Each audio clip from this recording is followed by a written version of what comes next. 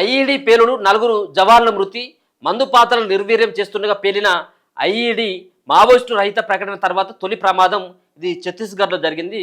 నిజంగా అత్యంత బాధాకరమైనటువంటి విషయం అని చెప్పుకోవచ్చు. మావోయిస్టులు అందరూ కూడా లొంగిపోయిన తర్వాత మావోయిస్టులు అడవులలో డంపు చేసినటువంటి డంపులు కావచ్చు, లేకపోతే ఆ మందు పాత్రలు అమర్చింది కదా, ఆ అమర్చినటువంటి మందు పాత్రలు నిర్వీర్యం చేసేందుకు, అంటే అడవులకు ఎవరైనా వెళ్ళినట్టు ఉంటే వాటి మళ్ళీ అక్కడ పేలితే ప్రమాదం సంభవిస్తుంది అన్నటువంటి ఆలోచనతోటి లొంగిపోయినటువంటి మావోయిస్టులు ఎవరైతే ఉంటారో ఆ మావోయిస్టులు ఇచ్చినటువంటి సమాచారం మేరకు ఎక్కడెక్కడ డంపులు ఉన్నాయి, ఎక్కడెక్కడ బాంబులు ఉన్నాయి, ఎక్కడెక్కడ మందు పాత్రలు ఉన్నాయి అన్నటువంటి, ఎక్కడెక్కడ ఆయుధాలు ఉన్నాయి అన్నటువంటి దానిపైన సో మొత్తం అంతా కూడా ఇన్వెస్టిగేషన్ చేస్తూ ఉన్నారు, మొత్తం అంతా కూడా తనిఖీలు చేస్తూ ఉన్నారు.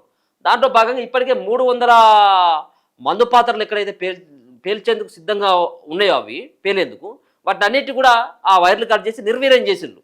సో నిన్న ఒక ప్రమాదం వాటిని నిర్వీర్యం చేస్తూ ఉంటేనే ఆ బాంబులు పేలేసి దరిదాపుగా నలుగురు జవాన్లు చచ్చిపోయారు పాపం.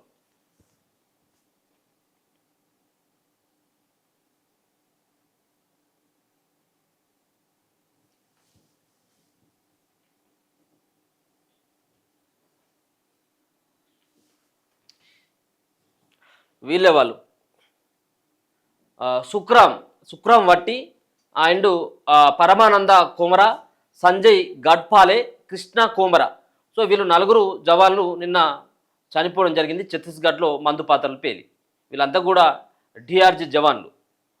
ఛత్తీస్గఢ్ రాష్ట్రంలోని కాంకేర్ జిల్లా చోటి బేటియా పోలీస్ స్టేషన్ పరిధి కోరాస్ఖోడా అడవుల్లో శనివారం మావోయిస్టులు అమర్చిన మందు పాత్రలు పేలి నలుగురు డిఆర్జీ జవాన్లు దుర్మరణం పాలయ్యారు. బస్తర్ ఐజీ సుందర్ రాజు కథనం ప్రకారం నక్సల్స్ లొంగుబాటు అనంతరం వారికిచ్చిన పక్కా సమాచారంతో అడవుల్లో డంపులను వెలికి తీస్తున్నారు. చోటి బెహటియా పోలీస్ స్టేషన్ పరిధిలోని అడవుల్లో ఉన్నటువంటి డంపులతో పాటు మందు పాత్రలు ఉన్నట్లు సమాచారం రావడంతో కాంకేర్ జిల్లాకు చెందినటువంటి డిఆర్జీ డిస్ట్రిక్ట్ రిజర్వ్డ్ గార్డ్ టీమును రంగంలోకి దించిండ్రు. వీరు కోరస్కోడా అడవుల్లో డంపును వెలికి తీసి మందు పాత్రలను నిర్వీర్యం చేస్తున్న క్రమంలో అకస్మాత్తుగా పేలిపోయింది. భారీ శబ్దంతో పేలడంతో ఎస్ఐ సుఖ్రాం భట్టి, కానిస్టేబుల్ కృష్ణ కుమర, సంజయ్ ఘాట్పాలేలు అక్కడికక్కడే చనిపోయారు. తీవ్రంగా గాయపడిన జవాన్ పరమానంద్ కుమరాను అత్యవసర చికిత్స కోసం రాయపూర్కు హెలికాప్టర్లో తరలిస్తుండగా మార్గ మధ్యలో పాపం ఆయన కూడా చనిపోయిందట. ఇప్పటి వరకు లొంగిపోయిన నక్సల్స్ ఇచ్చిన సమాచారం మేరకు అడవుల్లో వారు అమర్చిన 300కు పైగా మందు పాత్రలను వాళ్ళు నిర్వీర్యం చేసిండ్రు.